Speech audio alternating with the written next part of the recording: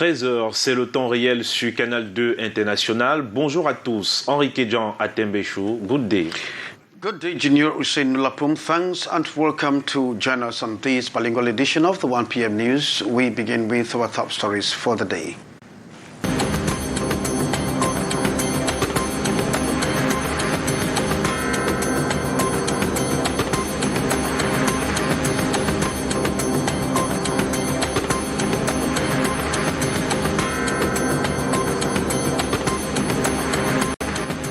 Gunshots resurface in Bamenda, shattering the habitual quietness of years-old Monday Ghost Town, with gunshots lasting for over 15 minutes, while in Buea, southwest region of Cameroon, it is another Black Monday, where the Nganya traditional dance group of the Bakwara people turned bloody as military allegedly gunned down 3 men, killing 1.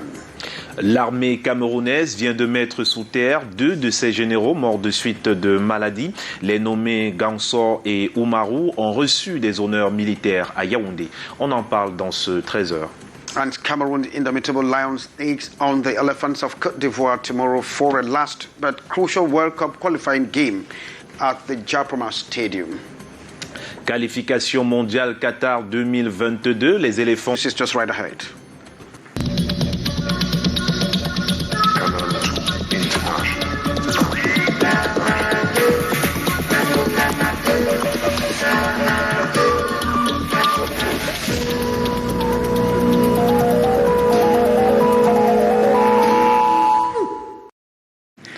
Merci de regarder Canal 2 International. Vous pouvez nous suivre en direct sur notre page Facebook en tapant tout simplement Canal 2 International ou sur notre compte YouTube en tapant Canal 2 International. Et on commence ce journal avec vous, Henri Kedjan, du côté de Bamenda. And that is in the northwest region of the country where gunshots have totally resurfaced in Bamenda, shattering the habitual quietness of years-old Monday Ghost Town, with gunshots that are reported to have lasted for over 15 minutes in some of the neighborhoods in Bamenda. Reports from our Northwest Regional Bureau correspondents say that the gunshot actually rented the air in neighborhoods like in Tarikon, Downchair, and the Commercial Avenue, and some other neighborhoods in Bamenda. This is coming on the heels of the killing of a 7-year-old child in Bamenda that took place last weekend.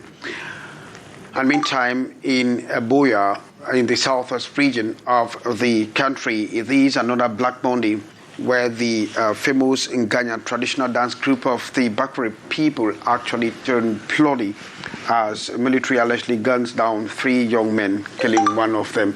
And we have indication that 2 other members of the dance group are seriously in dire stretch and at the reference hospital in the regional hospital in Buea. We will be giving you updates of what actually happened in Buea, southwest region of the country.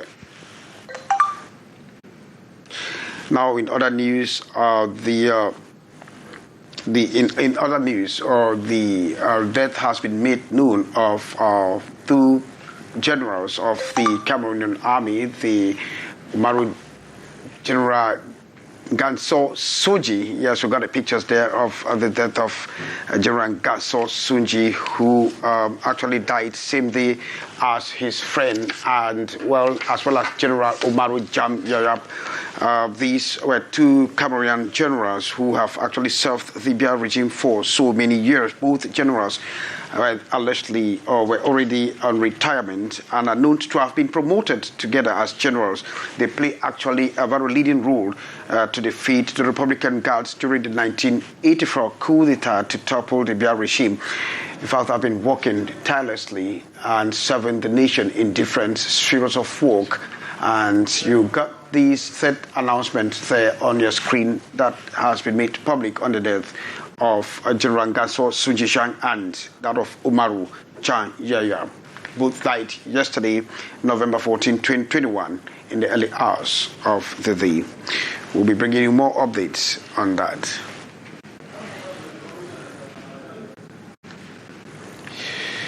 Yeah, we have other news. We are talking this time around on the price hike that's creeping households around the country. Reports say that it has not been very easy with households, especially as there is hiking prices of local commodities. And Bukladis now comes back to the worries of households. With each passing day in Cameroon, the cost of living becomes more expensive for an average Cameroonian.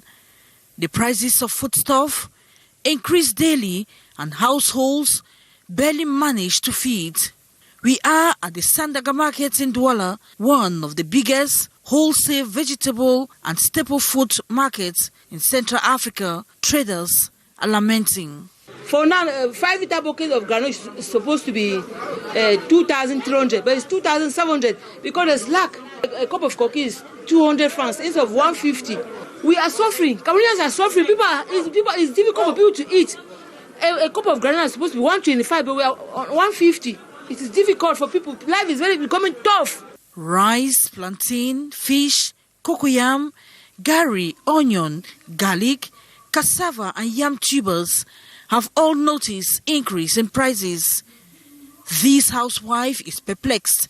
She has moved from one end of the market to another, rethinking her menu for the day as she decries high prices. Je me rends bien compte que les prix sont de plus en plus chers. I am in the market for shopping, but the prices are high. It is difficult to plan a menu. It's high time our husbands increase food money.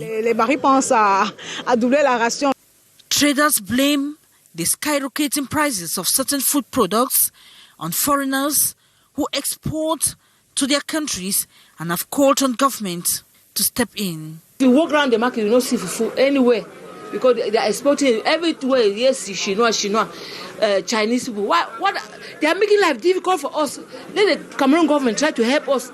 According to statistics, food inflation reached an all-time high of 4.50% in June 2021. Thanks, Ambo Gladys, Virginie Hussein. Yes, nous poursuivons ce 13h avec cette triste actualité, celle portant sur la mort au sein de nos forces de défense. Les généraux Ganso Jean et Oumarou Ndjam Yaya rangent leurs armes après avoir humblement servi la nation. Delphine Fonconteni pour les précisions.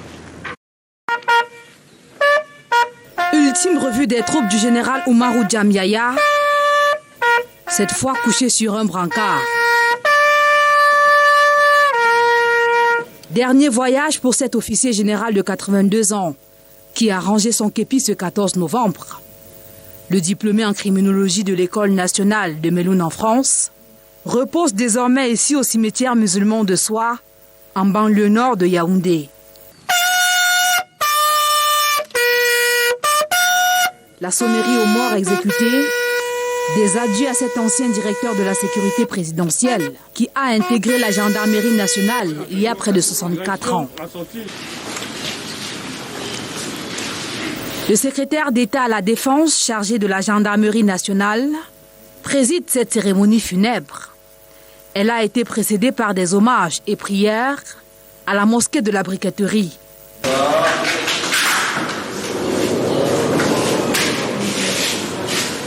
Le général Oumarou Ndjam Yaya emboîte ainsi le pas dans l'au-delà à son frère d'armes, le général Jean Ganso Sandi, lui aussi décédé ce dimanche. Expert dans la gestion des opérations aériennes, ce soldat est l'un des acteurs qui ont déjoué le coup d'État manqué du 6 avril 1984. Parti à l'âge de 90 ans, le général de corps d'armée Jean Ganso Sandi, pendant toute sa carrière, était dans l'ingénierie. Et de la santé à présent, parlons donc de la Covid-19 au Cameroun. La campagne de vaccination est engagée depuis quelques semaines dans notre pays et cible 766 personnes du côté de l'Adamawa. La campagne se poursuit donc. Les détails avec Eringele. Une dizaine de candidats à peine pour la vaccination ce 10 novembre en Ngaoundéré.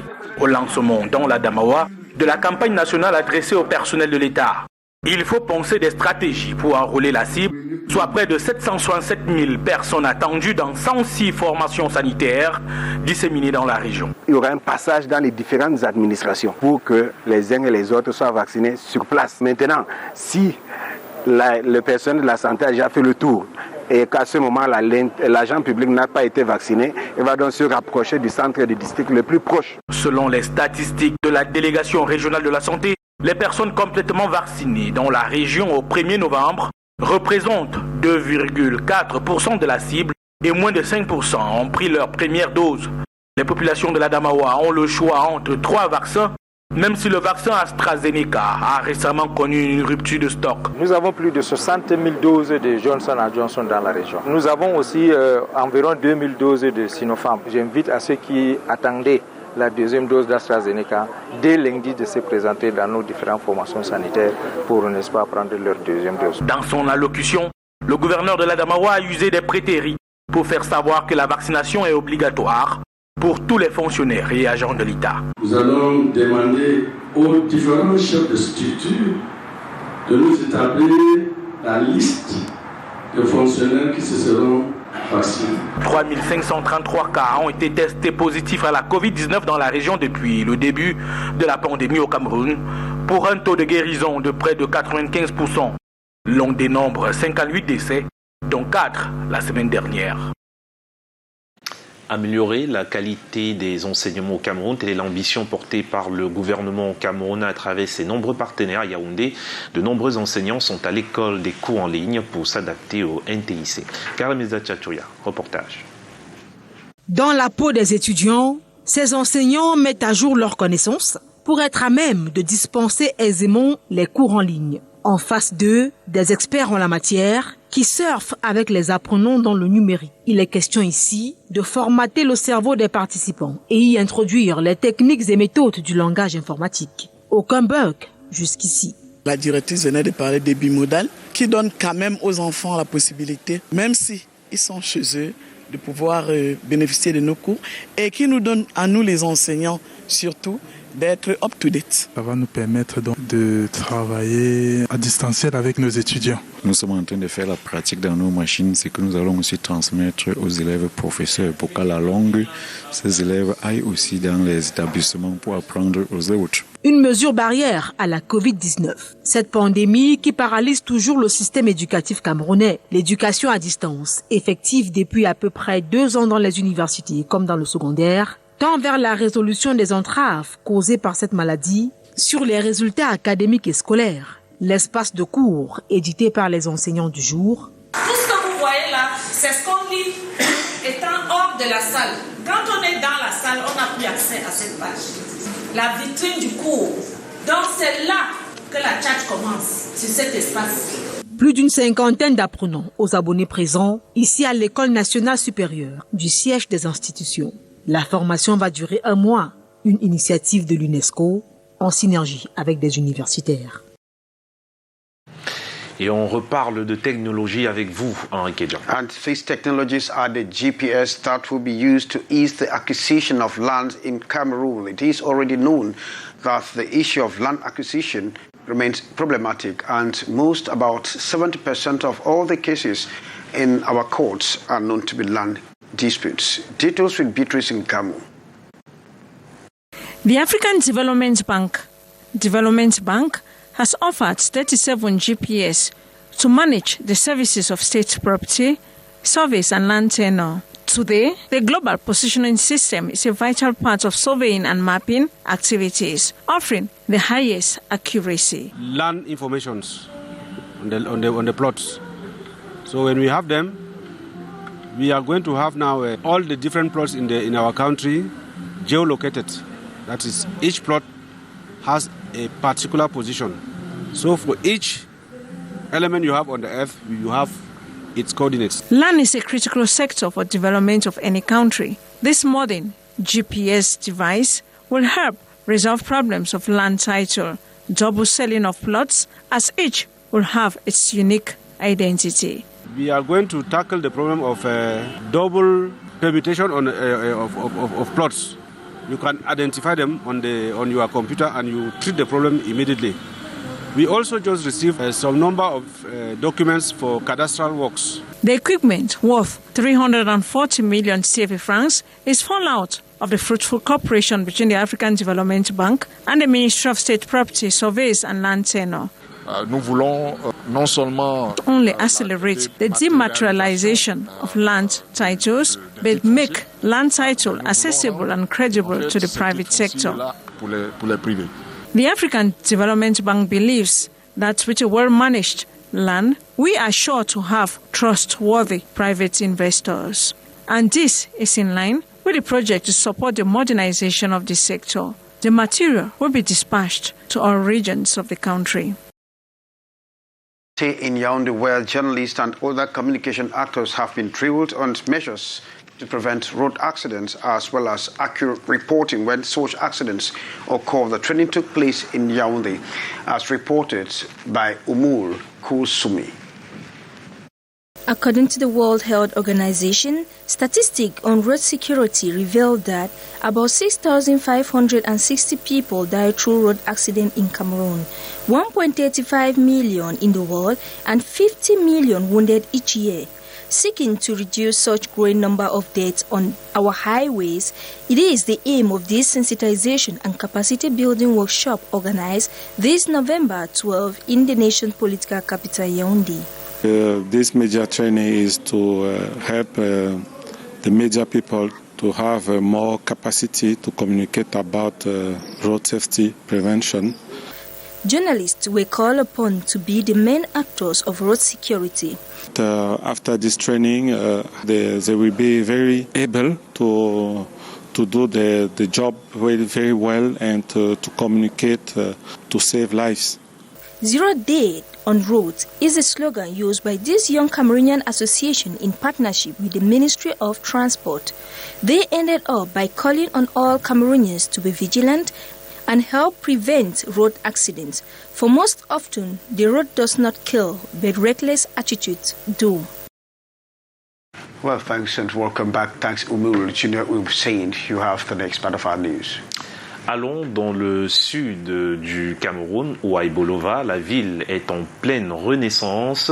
Georges Elanga Obam, ministre de la décentralisation et du développement local, vient de toucher du doigt des réalités du principe de subsidiarité. Reportage Ambroise Follier. Ibolova, vue du ciel, on dirait une cité vallonnée agrémentée d'un lac et perdue dans un écrin de verdure équatoriale. Il est désormais agréable de découvrir Ibolova, la capitale régionale du Sud, une ville de 56 km² en pleine mutation. Georges Elanga Obam, le ministre de la décentralisation et du développement local Indjitu Personné, est in situ. Il éprouve les bons points du principe de subsidiarité, une des clés de la SND 30. Le tour de la région du Sud est venu de voir se concrétiser un projet cher à l'ensemble des acteurs du développement local et en réalité tant attendu par les populations de la région, bénéficiaires de nombreuses initiatives implémentées par les collectivités territoriales décentralisées. Le quartier Nubel, jadis tristement célèbre, bombe fièrement son torse. Cet immeuble futuriste dressé à son entrée accommode de façon évidente l'harmonie des contraires.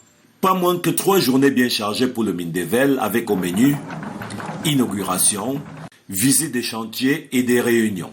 Transfert d'autorité et de responsabilité de fonctions publiques, la décentralisation est en marche. La construction de ce grand avenir bénéficie, je ne vous l'apprends guère, de la plus grande attention du président de la République, son Excellence M. Paul Biya, dont la très grande sollicitude à l'endroit de cette importante région est connue et reconnue. Et les plus de 250 000 habitants d'Ibolova y voient un tremplin idoine pour le redécollage. Le Sud devient une région d'avenir, résolue à jouer sa partition au fin de soutenir l'action prométhéenne de Paul Biya. La normalisation et la qualité présentées comme clé du succès de l'entreprise et de la croissance économique au Cameroun, c'est un projet présenté par Martin Yankwa dans son livre de 342 pages. Dédicace Arnaud Gueffac et Michel Foucault. La sobriété et la densité font de l'esprit de cet ouvrage. Normalisation et qualité, clé de succès de l'entreprise et de la croissance économique. 4 chapitres pour 342 pages qui portent le référentiel de cette discipline jusque-là noyée dans une relative dissimulation. Et pourtant, sans soustraire serait paître de repères. Une entreprise sans les normes est comme une voiture sans tableau de bord. Martin Yankwa démontre dans ses écrits que la norme est un outil de qualité pour gouverner le monde. D'abord au niveau de l'entreprise, où la démarche qualité améliore la productivité, en même temps que la mise en conformité des produits améliore leur compétitivité au niveau local et à l'exportation. Des exemples concrets, l'auteur en convoque. On a demandé au ministre qui a rendu la norme obligatoire, les farines fourragères n'entraient plus au Cameroun. En 2005, la norme était en 2000, on est passé de 6 usines collantes à 10 usines performantes de farine au Cameroun. Et à ce jour, nous sommes à 14 usines performantes qui ont saturé le marché local et qui sont obligées d'exporter.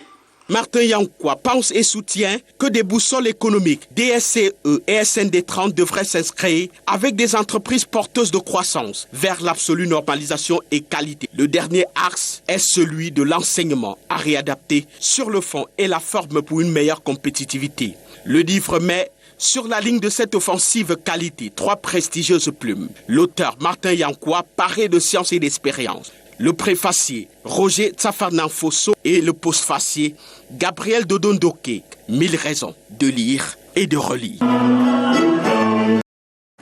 Un livre à lire absolument. Pour la 4e année consécutive, le Forum de Paris sur la paix a rassemblé les acteurs les plus importants de la gouvernance mondiale pour une édition hybride unique du 11 au 13 novembre en France. Était présent le ministre des Relations extérieures, Béla Béla. Eric Golf pour les précisions. Pour le 4e Forum de Paris sur la paix, qui s'est achevé ce 13 novembre à Paris, chefs d'État et de gouvernement, représentants des organisations internationales, acteurs des sociétés civiles ont examiné ensemble les principaux défis mondiaux en vue d'élaborer des solutions pratiques. Les travaux de cette édition se sont articulés sur les grands défis globaux d'aujourd'hui, que sont la lutte contre les inégalités, le climat, la santé mondiale ou les droits de l'homme. Se battre pour les droits de l'homme, c'est enfin défendre nos libertés, toutes nos libertés, face à toutes les formes d'autoritarisme, de totalitarisme ou d'extrémisme.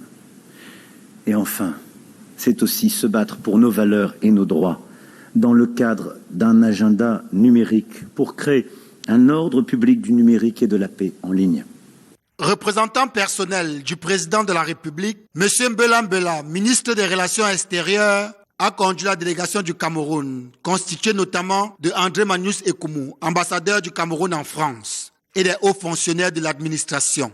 Le ministre a saisi cette occasion pour mettre en avant toutes les actions entreprises ces dernières années par le gouvernement pour renforcer la paix et la cohésion sociale au Cameroun. Il en a également profité pour présenter la vision du Cameroun pour une gouvernance mondiale équilibrée.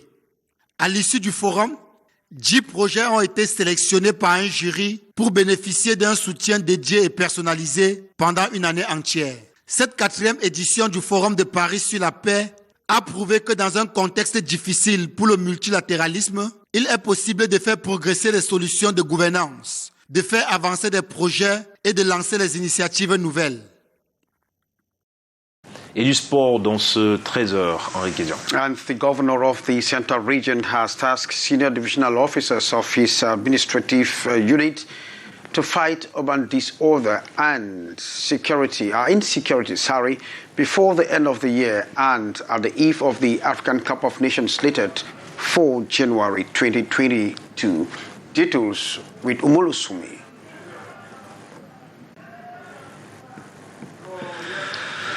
Securing the population and their property, maintaining cleanliness and putting in place hygiene and sanitation practice during these end-of-year festivities and AFCOM is the main objective of this meeting between the Governor, Nasiri Paul Biya, and the senior divisional officers of the 10 divisions of the Central Region this weekend in the nation's political capital, Yaoundé. We looked into certain problems which have to do with the security, the receiving of our hosts, with the problem of circulation, with the problems of the bike riders, and how to give a good image of the region come January. Administrative authorities tasked to guarantee the control of prices of goods and services in the market and fish out sellers who illegally add prices of basic commodity during this end-of-year period. We are in front of the end-of-year festivities, and the prices in the markets have to be controlled in order to reduce inflation and all of that. So The governor of the Central Region equally calls on the population to help the administrative authorities collaborate frankly in maintaining of peace, hygiene, and also respect COVID-19 measures during these periods. Thanks, Umul Kulsumi, Junior Hussein. Yes, toujours en sport, après leur large victoire contre le Malawi. Alors, on parle tout de la Coupe d'Afrique des Nations. L'Agence du service civique national de participation au développement va mettre au service de la compétition près de 1000 jeunes volontaires. L'agence a procédé récemment à la signature d'une convention de partenariat avec l'Association pour le développement solidaire et social. Arsène Kenyer et Constant Kamga.